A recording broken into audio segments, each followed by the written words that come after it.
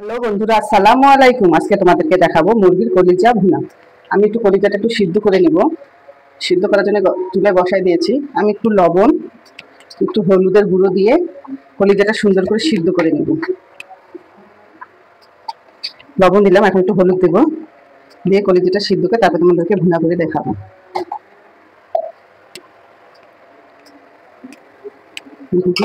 পেঁয়াজ লাল হয়ে গেছে।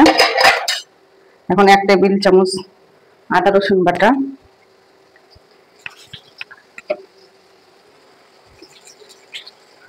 হাফ চামচ হলুদ গুঁড়ো, হাফ চামচ জিরার গুঁড়ো, একটু পানি দিব মশলাটা যেন না পড়ে।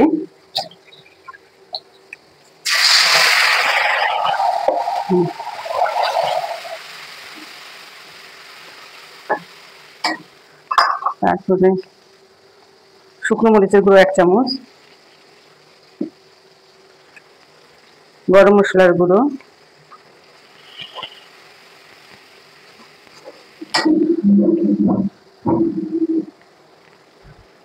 স্বাদ মতন লবণ দিয়ে সুন্দর করে মশলাটা কষিয়ে তারপরে মুরগির কলিজাগুলো দিয়ে সুন্দর করে নেড়ে চেড়ে ভুনা করব। এই দেখো মশলা থেকে তেল ছেড়ে ছেড়ে দিয়েছে। এখন আমি কলিজাগুলো দিয়ে দিব মশলার মধ্যে। মুরগির কলিজা বাচ্চাদের খুব পছন্দ।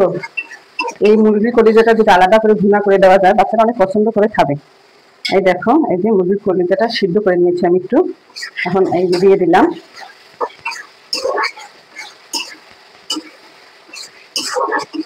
ভালো করে কষিয়ে ভুনা করে নেব মুরগির কলিজা ভুনা। এটা একটা ভালো খাবার, বাচ্চাদের খুব পছন্দের একটা খাবার। মুরগির কলিজা সাধারণত সবাই পছন্দ করে। এভাবে রান্না করলে সবাই অনেক সুন্দর করে খাবে।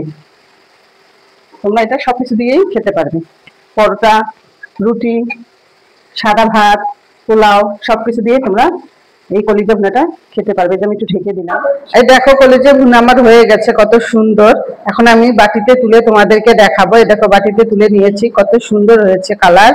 আল্লাহ হাফেজ।